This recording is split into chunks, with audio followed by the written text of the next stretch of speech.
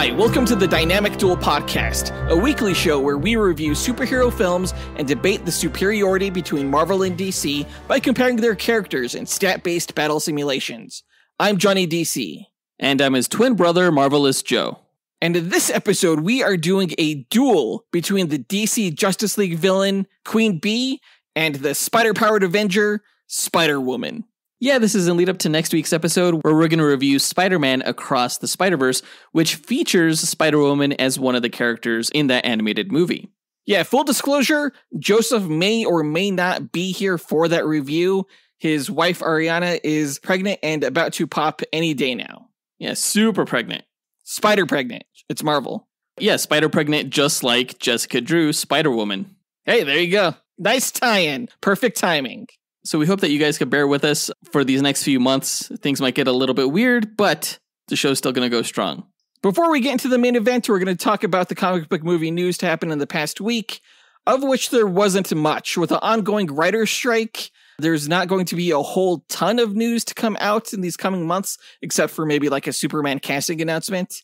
We did hear that the Thunderbolts has been delayed because of the writer's strike, but there's not much else to say besides that.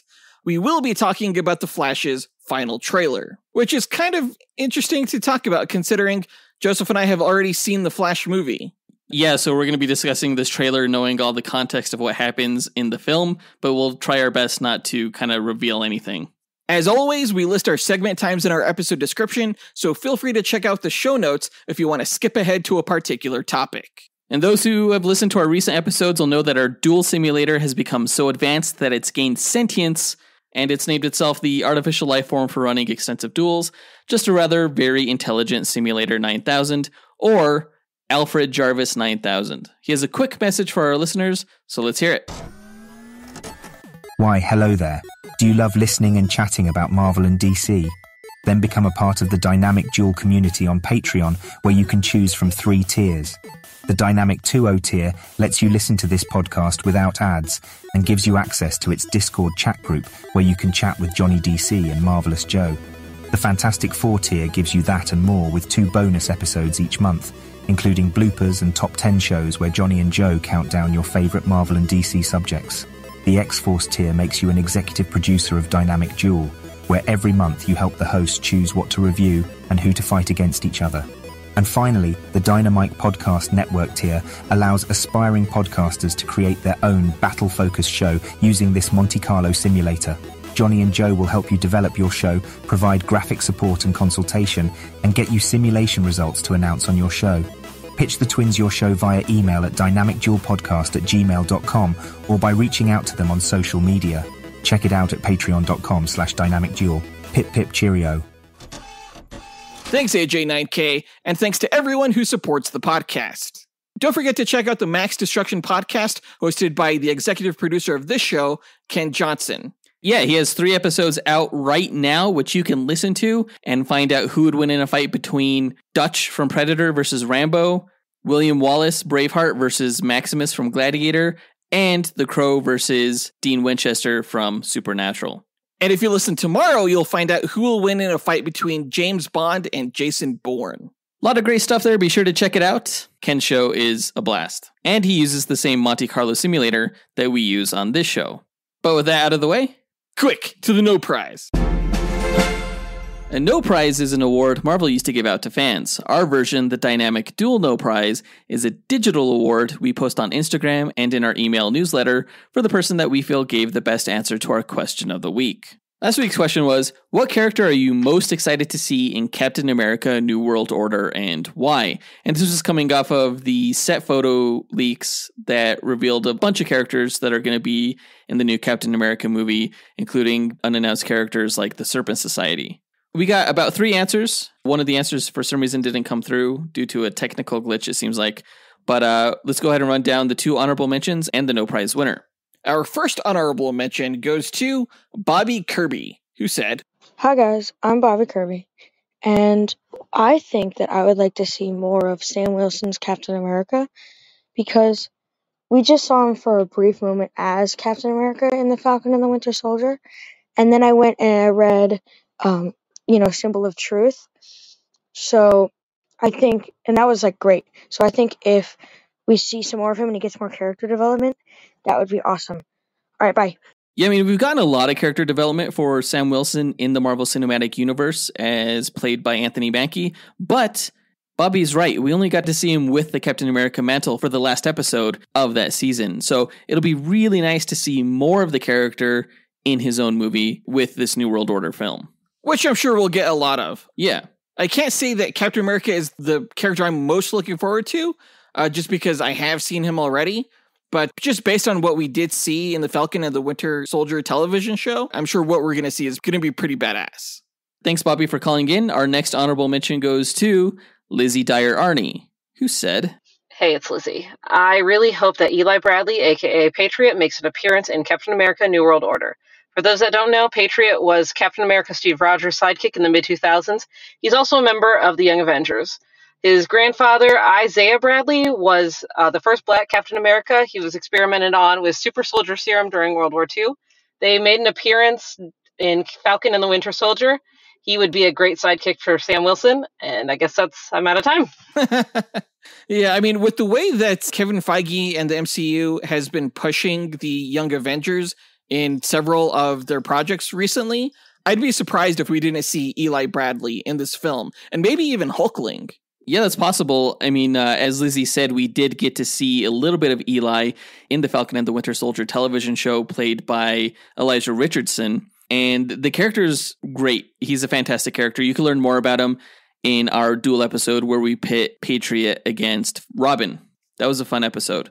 We do know that Sam Wilson's sidekick in the new movie is going to be Joaquin Torres, the new Falcon, played by Danny Ramirez. I'm not sure if there's enough room for 2 sidekicks for Sam Wilson, but if Eli Bradley doesn't make an appearance, that'll be upsetting news for fans of the Young Avengers.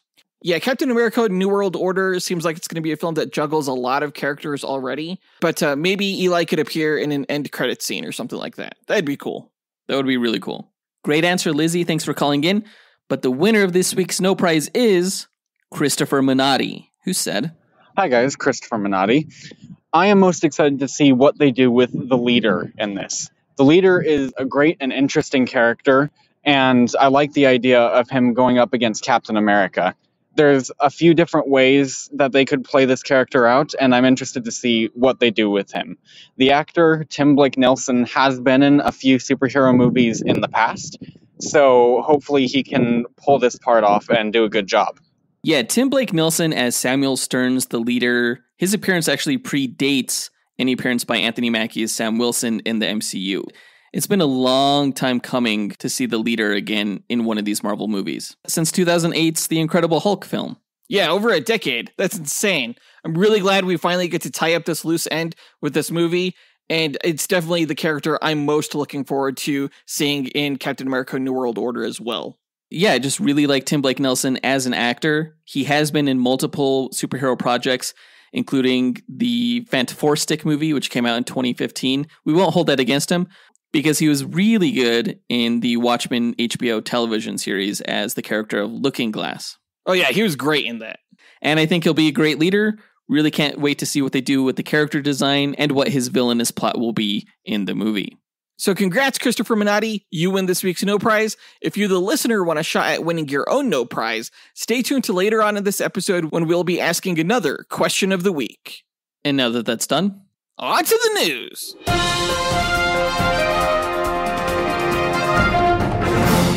All right, so as we mentioned earlier, Joseph and I got the chance to see The Flash this past Monday at an early screening. We got to see the movie before this latest final trailer came out for the film, and I gotta say, it does a much better job of giving audiences a tease of what the final film is going to be, because the final film is actually much more comedic than I thought it was going to be, and that didn't really come across in the past trailers. There were a few bits of humor in those trailers, but this final trailer definitely showcases, I think, much more of the type of humor that's in the film. Yeah, what's nice about this final trailer, too, is that it doesn't actually give away too much. There's still a whole lot of fun to be had within the film, so don't be afraid to watch these trailers because you're not really seeing too much. But yeah, I would designate the Flash movie as a comedy first and action movie second, even though the action is great. The action is incredible. even though it's a little CGI heavy. The version of the film that we got the chance to see was not the final version of the film. It was missing the end credits scenes as well as the end credits in general. And I'm really hoping that the version we saw did not have final special effects because they weren't great, and I'm expecting better in the final theatrical cut. It was still a fun movie, though. I just want to say, even as a Marvel fan, I had a lot of fun with the Flash movie. So if you're on the fence about seeing it, definitely see it. It is Ezra Miller's version of Barry Allen, but it's still a fun version. Yeah, love or hate the actor, I thought Ezra definitely pulled off the role. And for anyone wondering, this is very much a Flash film, even though, Michael Keaton's Batman appears in the movie and is a big reason for why a lot of people, I think, are interested in seeing this movie. There wasn't as much Michael Keaton in this trailer as there were in past trailers. I think this one really focuses on the Flash a lot more, whereas in previous trailers, Michael Keaton was used to really sell the movie, I think. But to me, that's a good thing. A Flash movie should be about the Flash first and foremost, and luckily the movie is. The one thing I'm afraid is really going to off-put people in this trailer is the younger version of Barry Allen, the one with the longer hair, who's like 18 years old. He's pretty goofy in the trailer, and honestly, he's pretty goofy in the movie. He's definitely the film's comedic relief, in a film that's pretty rife with comedy to begin with. The one scene that's in this trailer that was not in the movie, or at least the version that we saw, was Kara saying, "Are you ready?" So I'm curious if that's going to be in the movie, or if that was just an alternate scene that they included in this trailer. We, of course, also get some new shots about Ben Affleck's Batman, and that's an incredible action scene. Yeah, I can't wait to see that one again. Same thing goes for Supergirl's badassery, which we get a few shots of here as well. Yeah, we get to see a few scenes of her battling Zod in the film's final battle. And at the conclusion of the trailer, we get a great joke about Uber exec, which also had people laughing in the theater. It was great. Yeah, that's the end of the preview. It's really hard to talk about the trailer itself without talking about the movie. So just know that you should be hyped, guys. It is really good. And we will, of course, be reviewing The Flash after the movie comes out in a few weeks. Yeah, I already have my tickets. Can't wait to see it again with my family. It's good times, for sure. You know what my favorite thing about this trailer that wasn't in the movie, though? Was the music. Oh, yeah. The song Time by Pink Floyd is a fucking jam, and it plays really well into the themes of time travel in the movie. Some of the best superhero time traveling of all time is in this Flash film. For sure, and the best description of it as well. Yeah. But that brings us to our question of the week. What is your favorite time-traveling Marvel or DC film or television show, and why? There's a ton of them out there. Like for Marvel, there's Deadpool 2 with Cable, X-Men Days of Future Past, of course, obviously Avengers Endgame, like Doctor Strange had some time travel, Loki, a bunch of great stuff for Marvel. And with DC, you got films like Superman, the movie, Teen Titans Go to the movies, Legends of Tomorrow, The Flashpoint Paradox. Yeah, there you go. A lot of great options for you to choose from. Record your answer at dynamicduel.com by clicking on the red microphone button in the bottom right-hand corner, which will prompt you to leave us a voicemail. Your message could be up to 30 seconds long, and don't forget to leave your name in case we include you on the podcast. We'll pick our favorite answer and award that person a Dynamic Duel No Prize that we'll post to Instagram and our email newsletter. Be sure to answer before May 3rd. But that does it for the news for this week. Now let's move on to the main event, where we find out who's going to win in a fight between Queen Bee and Spider-Woman.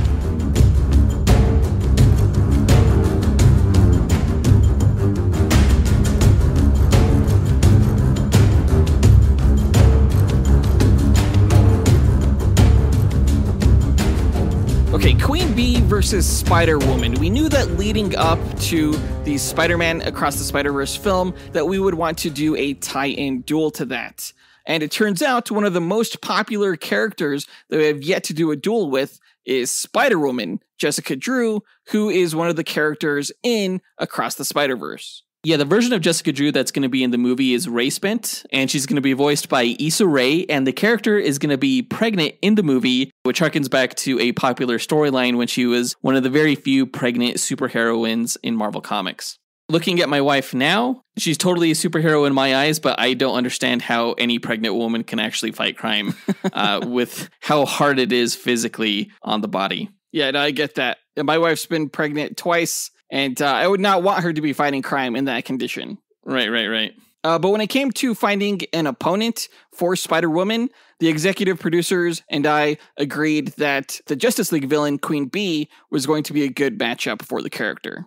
I wasn't there for that decision during that meeting, but I feel like you guys are confusing arachnids for insects. They're bugs. They're all bugs. Who cares? I think it's still going to be a good match. Yeah, well, let's get into it.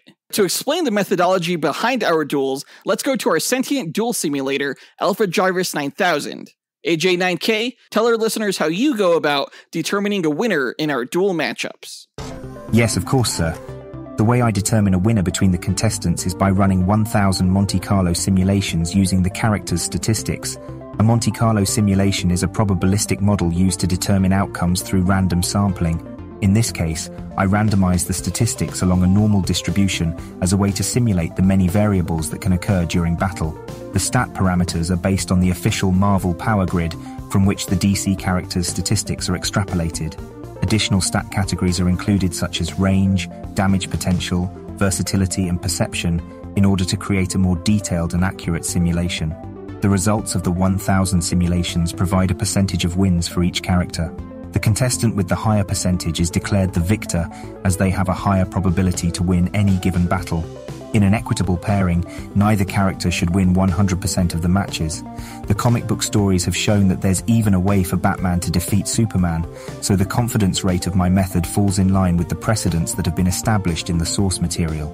My mathematical simulations are without subjectivity or bias. Feats are not the sole consideration, nor are fan votes tabulated for determination of the winner. Thanks, AJ9K. Before we run the simulations, though, we like to break down each character's histories and abilities before improvising a scenario on how we imagine one of the 1,000 simulations would play out beat for beat. And it is my turn to go first this episode with the Marvel character, so let me go ahead and tell you all about Jessica Drew, Spider-Woman. Jessica Drew was born in 1924 in England to geneticist parents Jonathan and Miriam Drew. When she was young, her family moved to Mount Wundagore in Transia, where Jessica's parents had inherited a plot of land where they could conduct illegal genetics experiments alongside Herbert Edgar Wyndham, the scientist who would later be known as the High Evolutionary, whom you can learn more about in our last Duel episode, Despero versus the High Evolutionary. At age 7, Jessica became fatally ill from radiation sickness due to her exposure to the uranium deposits within Mount Wundagore. To save her life, her father injected her with an untested regeneration and immunity-boosting serum made from the DNA of spiders, and the High Evolutionary used a genetic accelerator to speed up the effects. The healing process, however, took a very long time, and the scientists placed Jessica in suspended animation, where she aged very slowly, until the treatments finally fully cured her decades later. Both of her parents died during her time in stasis. Now an adult woman in a new time with very little life experience, Jessica left Mount Wundagore and worked as a barmaid in a nearby village. She fell in love with a young man, but accidentally killed him with a bioelectric blast when her powers first manifested, caused by the very experiments that saved her life. Frightened by her abilities, she fled Transia and was discovered by the international terrorist organization called Hydra, who took her in and trained her in espionage and combat, hoping to turn her into one of their top spies. In her first field mission, Jessica was tasked with assassinating Nick Fury, the leader of the international law enforcement agency called S.H.I.E.L.D. Hesitant to carry out the attack, Jessica rebelled against Hydra and fled, returning to her home country of England to lay low and dyeing her hair black as a disguise. She came across a S.H.I.E.L.D. agent as he was having a shootout with some criminals, and she helped him out by defeating the goons. Finding herself gifted at crime fighting and investigation, Jessica made her way to California, where she became a bounty hunter and private investigator. She made her way from fighting low-level criminals such as the Brothers Grimm and the Hangman to the big leagues, as she rescued Captain Marvel from the power-draining, then villainous mutant Rogue.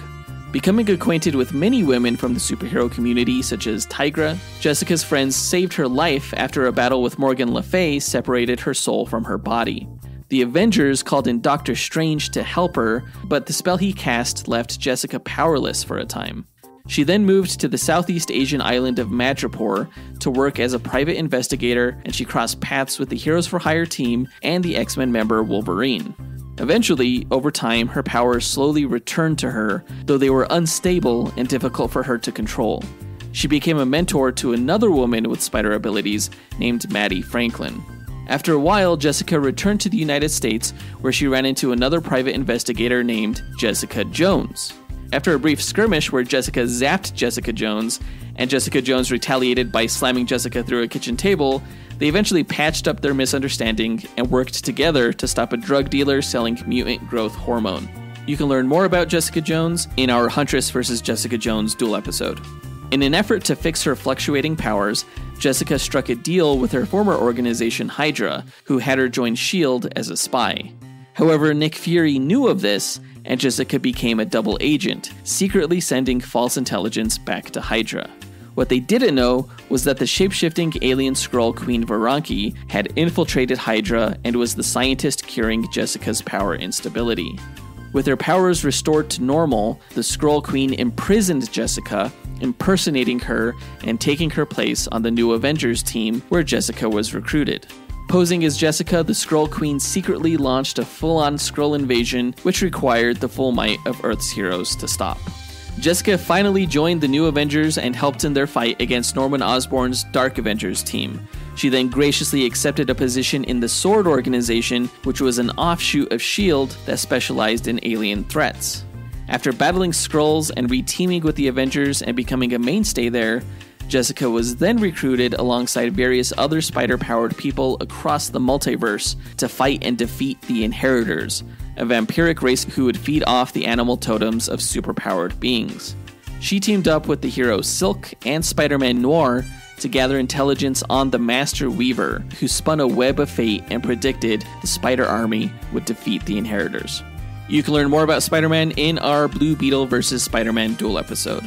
Back in her native dimension after that adventure, Jessica quit the Avengers and became a private investigator again. She got pregnant via artificial insemination, but continued her detective agency. Towards the end of her pregnancy term, Captain Marvel directed her to a superhuman maternity ward run by the Alpha Flight superhero team. While there, Jessica learned the ward had been taken over by Skrulls, and she led the other moms in defeating the aliens, fighting them while going through labor, getting an emergency C-section in the process, and then finishing the aliens off. Jessica collapsed from the post-operative pain and nearly died, but she was rescued by Captain Marvel, whom you can learn more about in her duel matchup against Supergirl. Conflicted on whether she should return to superheroics now that she was a mom to her son Jerry, she eventually determined that she could show him how to be a hero by example. Jessica began dating the reformed villain Porcupine, who had been her private investigation partner and part-time babysitter. He saved baby Jerry, who had learned how to crawl on walls, and managed to crawl up the side of Jessica's apartment one day. After Jessica assisted her friend Captain Marvel in her new role as an accuser in the Kree-Skrull Alliance, Jessica joined the Order of the Web, teaming up with her fellow spider-powered heroes to prevent the clairvoyant Madam Web's prediction that Peter Parker would be killed. And that's her history. Powers-wise, Spider-Woman has a similar physiology to that of Spider-Man, with enhanced strength, able to lift around 7 tons, enhanced agility, reflexes, durability, and the ability to stick to walls. Her body is completely immune to all manner of poisons and toxins, and she can emit pheromones that can elicit fear or attraction in the people around her. Though she doesn't have spider sense like Spider-Man or accelerated vision like Spider-Man 2099, Spider-Woman's hearing is super accurate, helping make her both alert to danger and a talented investigator.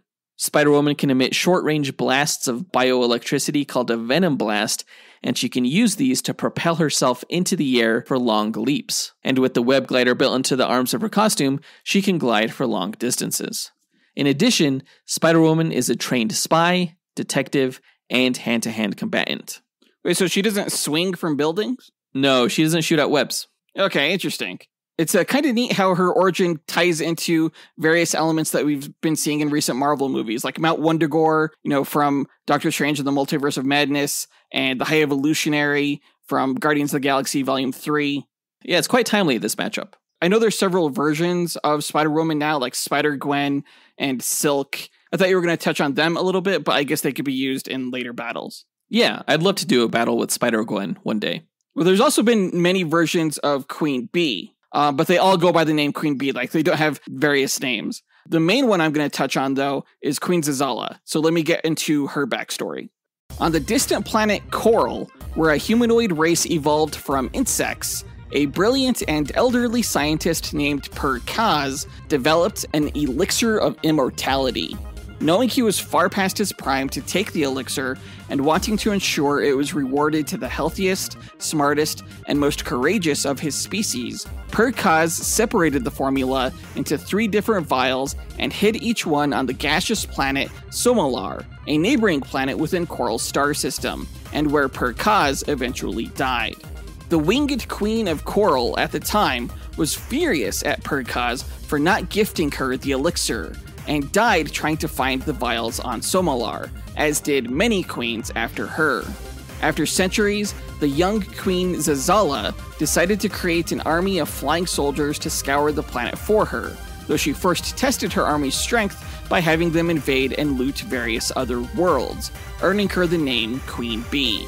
The 10th and final planet for her test was Earth, and her drone army fell for the first time thanks to the might of the Justice League, which you can learn more about in our Justice League vs. Avengers Duel episode. Deciding to use the Justice League's powers to her advantage, Queen Zazala blackmailed the League into finding the vials of immortality on Somalar for her, lest she destroy Earth. Feeling as they had no choice but to help her, the League traveled to Somalar with Queen Bee and managed to find all 3 vials.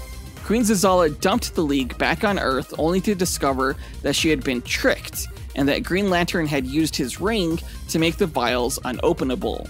You can learn more about Green Lantern in our Hal Jordan vs. Nova episode. Returning to Coral, Queen Zazala pored over Kaz's scientific notes and discovered that he had researched the green energy of the Green Lanterns.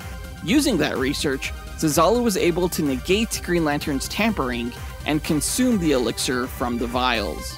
A side effect of the elixir, however, was that it made Zazala completely immobile, and she required help from the League in order to restore her mortality and mobility. Eventually, Zazala discovered a way to remain immortal and mobile using magnetism, partnering with the magnetic supervillain the Planeteer, though Superman was able to defeat both of them, and Queen Zazala was banished to a space prison.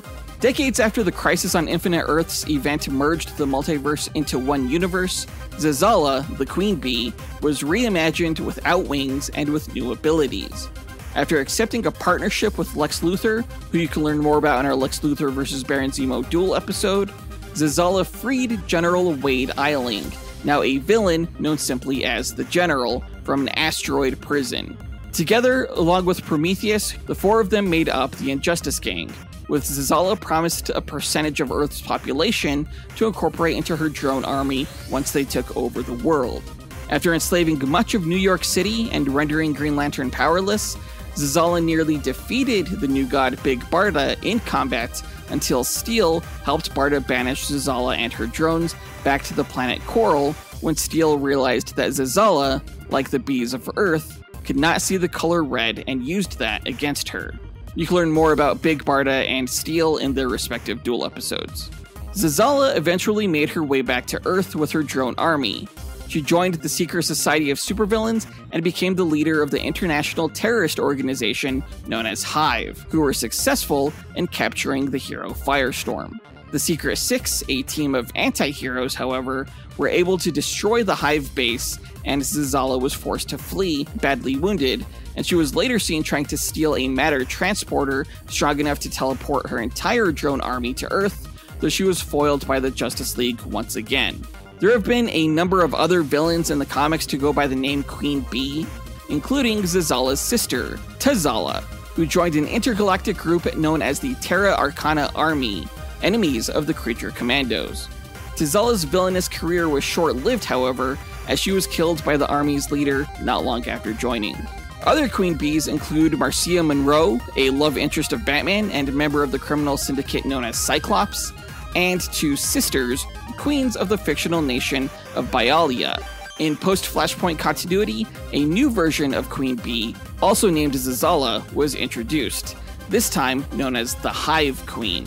She was one of 20 humans who were captured and experimented on by Brainiac, who you can learn more about in our Brainiac vs. Ultron duel. Given vast psionic powers, the Hive Queen became entirely devoted to Brainiac and considered herself to be his daughter, with her goal being to enslave and prepare the Earth for his return. She started the international crime organization known as Hive and began kidnapping powerful psychics such as Hector Hammond and Psycho Pirate in order to enslave the citizens of Metropolis. But she was later defeated by Superman and seemingly died, though she came back. After attempting to mind control ordinary citizens into building a satellite capable of amplifying her psychic powers, the Hive Queen was defeated by the Teen Titans. She was later defeated by Red Hood and the Outlaws after she attempted to set up Hive's headquarters in Gotham City, and she was defeated by Wonder Woman as well after mind-controlling the Amazons to turn against the superhero. The original Queen Bee Zavala re-emerged recently as a member of the Cabal, a villainous coalition intent on taking over the world that included Amazo, Dr. Psycho, Hugo Strange, and Per Degaton. For this matchup, I will be using the Queen Bee version of Zavala, whose abilities include superhuman strength and speed proportional to a human-sized insect, as well as flight thanks to her Corlean physiology. She can naturally control bees, and her body produces a hypnotic pollen that she can emit into the air and mind control anyone who breathes it in, making them her drone. Or it could sap the will of those who make skin contact with it. She has mastered a unique Corlean fighting style that combines flying with kicks, and on her right wrist, she has a set of glands capable of projecting explosive, venomous stinger darts. And that's Queen Bee. I should say that Spider-Woman, when she was a member of S.H.I.E.L.D., had psychic shielding technology implanted in her brain. I don't think like the Queen Bee of bees naturally mind controls them. I think it's more of an influence thing. This version of Queen Bee is not psychic. Okay. Wait, and did you say that she can't see the color red? Yeah. Dude, what Spider-Woman's costume is red. I don't know how this matchup is going to work. She's not going to see her coming. She's going to see her gloves and her boots and the bottom part of her face and her hair and her abdomen coming. It's enough. It's enough. We'll see. These characters have a lot in common abilities-wise, so it should be fun to see how this fight plays out. Yeah, now that we've got their histories and abilities out of the way, let's speculate on how one of the 1,000 simulated matches will go. The winner is determined by simulations, not this speculation, but it's fun to imagine how this fight could play out. Alfred Jarvis 9000, what are the rules of our speculation?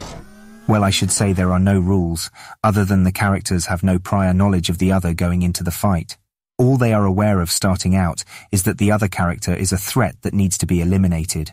For the speculation, the contestants will begin approximately 50 meters apart in a nondescript environment that will have no bearing on the match itself, as no environmental statistics are considered in my simulations. The contestants must earn victory on their own merit. All right then, let's get into it. Queen Bee and Spider-Woman meet on the battlefield. Who goes first? Since it sounds like Spider-Woman's venom blasts are like short range, I'm going to say that Queen Bee starts off with a long range attack from her stinger launcher on her wrist, which can fire these like stingers out rapid fire like a Gatling gun. So that's what she does. That's like nothing to Spider-Woman. She's going to venom blast herself into the sky and glide over to Queen Bee, dodging all these stingers in midair before dropping down right onto her with the heel to Queen Bee's face. Okay, but like just before Spider-Woman makes contact, Queen Bee is going to like bring her palm to her lips and blows out a cloud of hypnotic pollen that Spider-Woman's just going to drop into. And now she's under Queen Bee's control. No, but I said earlier that Spider-Woman is immune to all poisons and toxins. So this hypnotic pollen is going to do jack squat against alien toxins? Toxins are toxins, man. Except when they're alien toxins. So maybe let's say the pollen affects Spider-Woman, but not in the way it usually affects people. Like it doesn't give Queen Bee control over her, but it does still connect Spider-Woman to the hive mind. So Queen Bee knows what Spider-Woman is going to do next now, like Spider Sense. Okay. Well, Spider-Woman's immune system is still going to be working on that, But even if Queen Bee wanted to know what Spider-Woman is going to do next, she all of a sudden just doesn't want to fight Spider-Woman anyway, because like she's all of a sudden just really smitten with her due to Spider-Woman's pheromones. So Queen Bee is like, damn, Spider-Woman's fine. And that's when she just gets bee slapped right across the face. I mean, do human pheromones even work on insect aliens? Yeah, man, pheromones are pheromones. Yeah, except when they're not alien pheromones. What the fuck? Come on, you can't, just because she's an alien, so her chemicals work, but Spider-Woman's chemicals don't? Yeah, sorry. So Queen Bee blocks the slap and is going to counter it by like bicycle kicking Spider-Woman up into the air using her unique bee style of fighting. Bicycle kick like Liu Kang from Mortal Kombat? Exactly. Well, Spider-Woman, after getting kicked a few times, she's just going to Venom Blast Queen Bee to get her away from her. So Queen Bee gets electrocuted. No, because Queen Bee actually sees this coming since Spider-Woman is still part of the hive mind, and she's just going to hurl Spider-Woman down to the ground before she could get tagged by that Venom Blast. I'm going to say by this point, like, Spider-Woman's accelerated immune system has developed an immunity to the pollen toxin, so that's going to remove her from the hive mind, okay? So Queen Bee can no longer anticipate Spider-Woman's actions anymore. So she totally does not see it when Spider-Woman straight up lightning uppercuts her out of the sky with this electric punch that could take out a rhino. So Queen Bee is like, buzz! And she crashes into the ground, just stunned. Okay. All right, so Queen Bee, she's dazed, but I'm going to say she's just conscious enough to summon like a massive swarm of bees to do her fighting for her. And she commands them to attack Spider-Woman as she gets her bearings. And Spider-Woman, you know, she's going to be covered in bees all up in her hair and in her suit. And she's like, fucking bees! Like Nicolas Cage and the Wicker Man. They're in my eyes. Yeah. But like, bees are not going to do anything to Spider-Woman. She's going to just treat them like an electric bug zapper would. So like all these bees are all over her, but she's going to send out a small burst of bioelectricity and they just all fall dead to the ground. You bastard. These bees pollinate. Well, I mean, Spider-Woman will be sure to get some flowers and place them on Queen Bee's grave. Because she's going to swoop down onto Queen Bee and she's going to stick her hand on her head and she's going to hold it there using her wall sticking ability so that Queen Bee can't knock her away. And with her hand clamped down on her head, she's just going to fry her brain, freaking electrocuting Queen Bee to death. Whoa, okay. But, like, I'm going to say the electricity surging through Queen Bee's body is going to cause an involuntary response in her wrist glands that rapid-fire explosive darts right into Spider-Woman at point blank. So she gets blown up to bits while Queen Bee remains largely intact. So I say Queen Bee is the ultimate winner here. How does that make sense? If the darts are explosive and she does it at close range, like, wouldn't that affect Queen Bee? Like, wouldn't she get the brunt of the explosive as well? Well, no, because, like, at that close range, the stingers, they're actually just going to go into Spider-Woman and explode her from within. That's crazy. I don't understand why Queen Bee has explosive stingers anyway. Like, that doesn't make sense, like, bee-wise. Okay, I'm sorry, it's not on theme enough for you.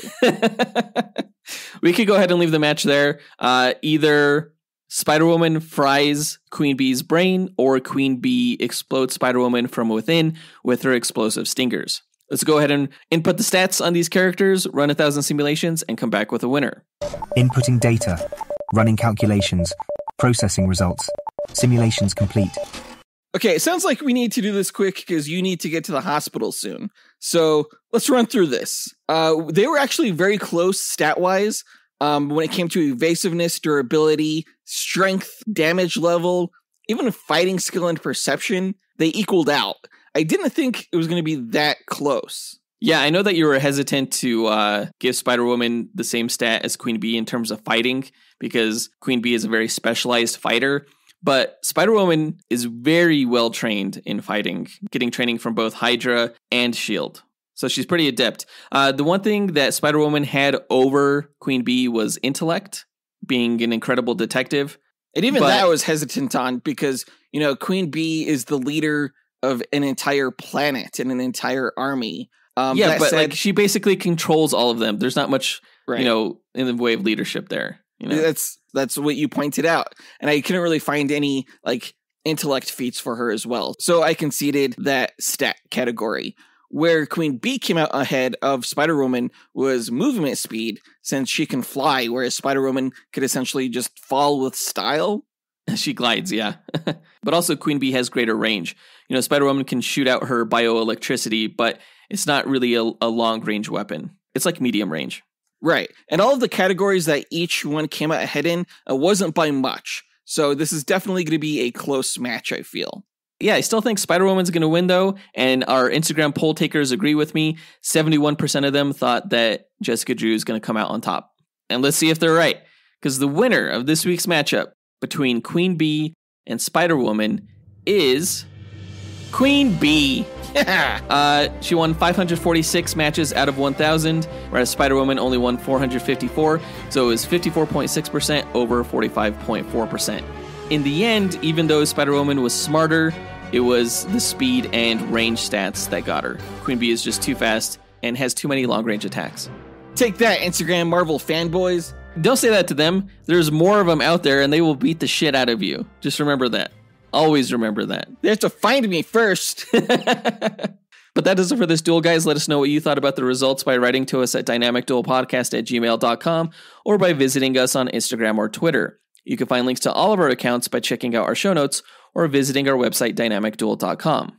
And on our site, you could also find a link to our Patreon page where you can join our Dynamic 2.0 tier and chat with us and fellow listeners, our Fantastic 4 tier, which gets you bonus content each month, our X-Force tier that makes you an executive producer of this podcast, or our newest tier that lets you join our Dynamite Podcast Network. If you can't join Patreon, you can still support the show by signing up for our e-newsletter, also at dynamicduel.com. Or you could also rate the show on Apple Podcasts, Spotify, Podchaser, or on our website. In our next episode, we will be reviewing Spider-Man Across the Spider-Verse. Joseph may not be there, might just be a solo act, or I might get one of our executive producers to join in and take the Marvel side. Yeah, we'll see what happens there. But that does it for this episode. We want to give a big thanks to our executive producers, Ken Johnson, John Starosky, Zachary Hepburn, Dustyn Balcom, Miggy Matanguihan, Brendan Estergard, Nathaniel Wagner, Levi Yeaton, Nick Abanto, Austin Wesolowski, AJ Dunkerley, Scott Camacho, Adam Speas, and Zach Wilder for helping make this podcast possible. And we'll talk to you guys next week. Up, up, and away. True believers. Yes, Queen.